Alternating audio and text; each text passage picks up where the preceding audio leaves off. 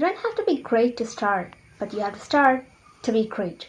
Respected Principal Mr. Shaukat Ali Sir, Vice Principal Zeenat Ma'am, teaching and non-teaching staff, and all my dear friends.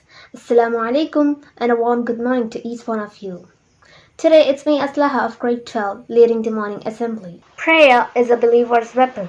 It is the least and the most we can do. So for today's prayer we have Falwa Muhammad.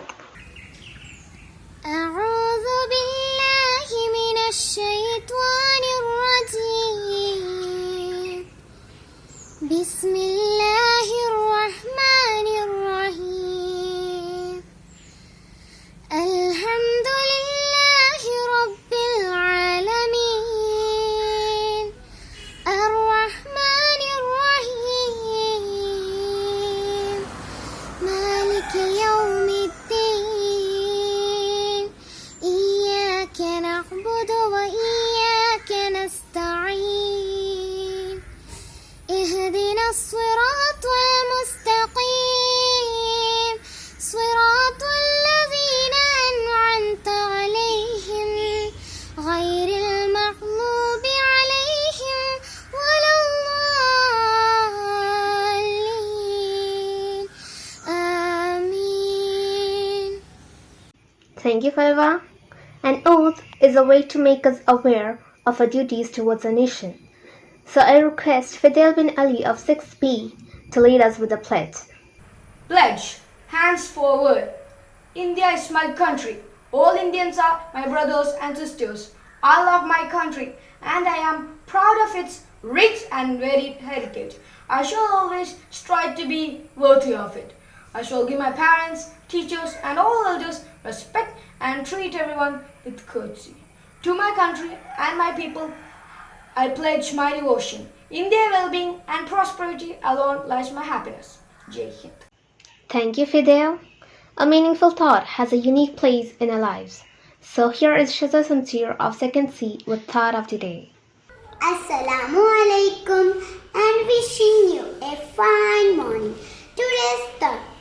One of the first conditions of happiness is that the link between man and nature shall not be broken. Thank you. Have a nice day. Thank you, Shaza. We all know that July 28th is World Nature Conservation Day. So next, I call upon Haifa of grade 12 to speak a few words on it. Assalamu alaikum, beautiful people. Our life started as humans in this world, and ever since our Mother Earth has been exposed to external threats such as destruction and mistreatment. Due to the inherent selfish nature of human beings, beautiful forests have been destroyed, rivers have been polluted, and open wastelands have been absorbed to construct factories and for other architectural activities. Humans are insanely involved in activities such as hunting down animals, cutting down trees, polluting the rivers, and so on. We do not realize that we are invoking the anchor of the Mother Earth and putting our existence into danger. Another great problem is global warming. It has a great impact on our environment. It melts the glaciers and increases the sea level. Also, it causes various other things. We should try ourselves hardly to stop all these things. Conservation of nature is a really important issue. Many countries are creating various programs to conserve nature. As an individual, we ourselves must move towards it. The common things that we can do is plant trees and do not waste water, do not waste electricity, reduce the use of plastic, and promote ourselves into conserving nature because it's our nature. I conclude my words by saying that it's our Mother Earth, it's our duty to save it.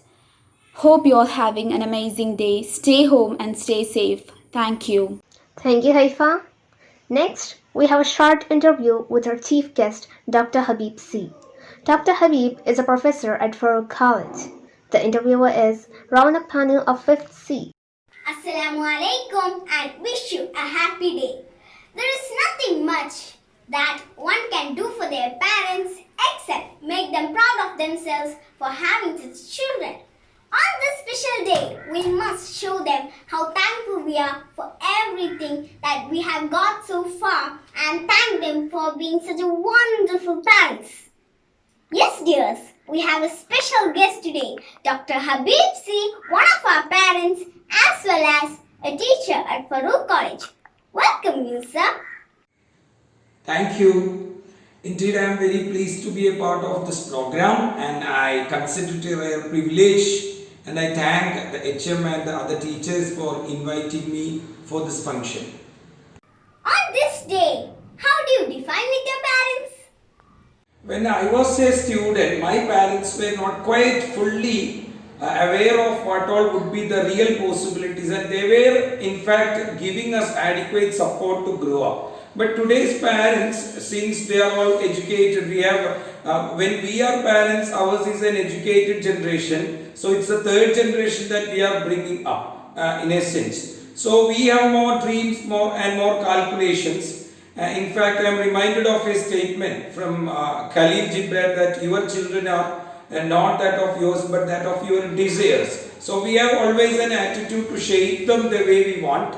But I think that it is okay that a parent can definitely dream of what their children, his or her child can be. But imposing too much on the children will destroy his or her creativity, because we should understand first of all what is the child's attitude and aptitude. That should be the motto for deciding what has to be his altitude. So I think today's Quiz India generation, regarding the Quiz India generation, the intervention of the parents is very much in a destructive way. I think that has to be a constructive way, where we have to understand what is the real potential, what all are the challenges and strengths of the student, of the child, and we have to shape him or her with respect to that. And I think I am quite happy with the attitude that my parents had, because they were not disturbing me with respect to my academic involvement in any part of my life. But I am not sure quite whether I will be able to have the same attitude, whether I can have the same approach to my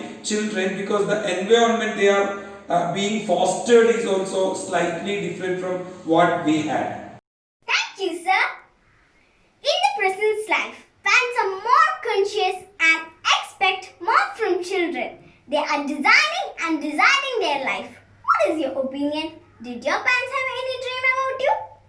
In fact, when I consider my past, one of the most important influences in my life was my parents. You know that I am a visually impaired person by birth along with my brother, and my parents were not quite aware of what were the possibilities available to the visually impaired then. But they had shown, in fact, extreme will and extreme enthusiasm to promote us, and irrespective of their difficulties, they took us to a special school at Calicut, and throughout our life they had been showing tremendous energy and support for us. In fact, I would say that if I am anything today in my life, the credit goes to my mom and my papa. Definitely it is their will and their dedication and their energy that made us what I am today.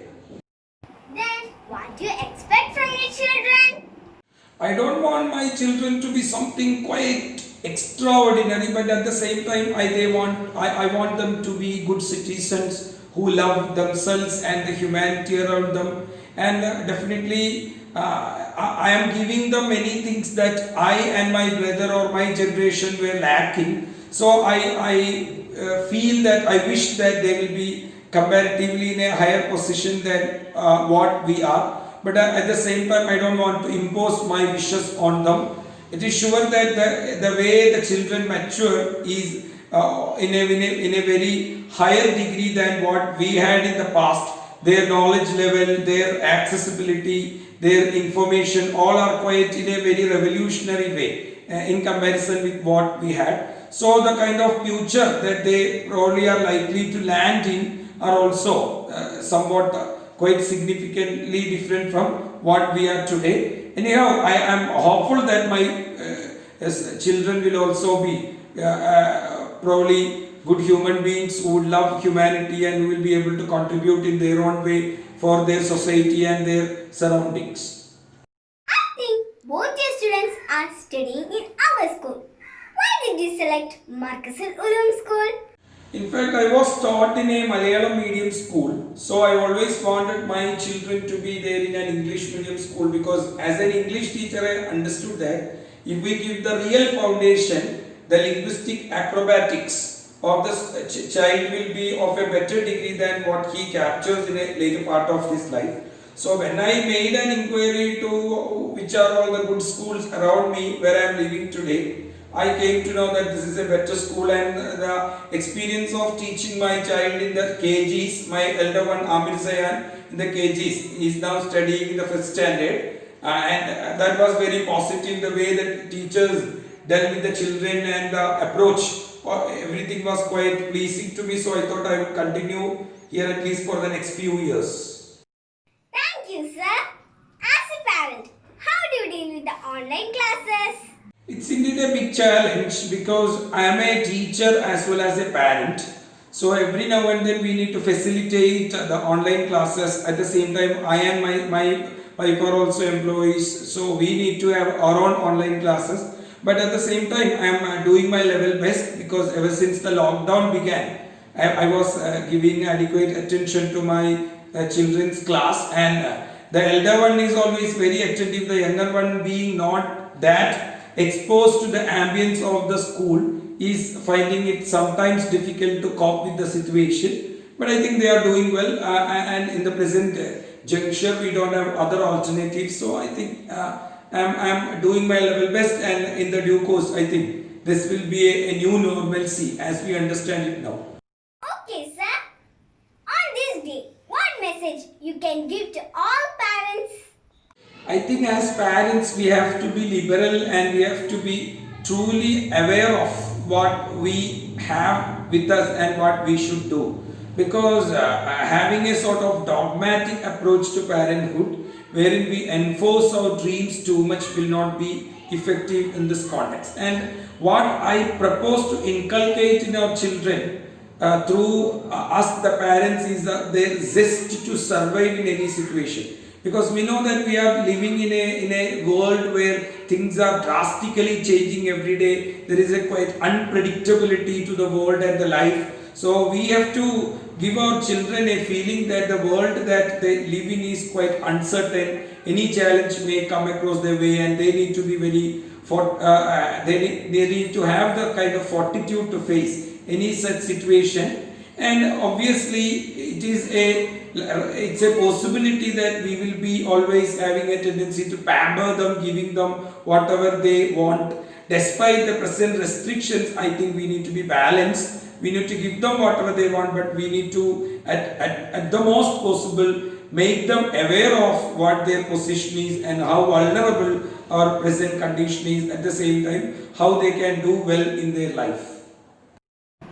Do you have any advice to us, please, all the students? My advice to our children is that there are many children in the world, in different parts of the world, who are struggling a lot for getting half of what you get. So what you have to do is, you are all blessed, you are all having good teachers, good parents, all accessibilities. Think, for example, when you had an issue of an online class, you had no difficulties, everything came on your way. So you need to capitalize on this occasion, take maximum advantage of whatever situation you have. When you are duties to study,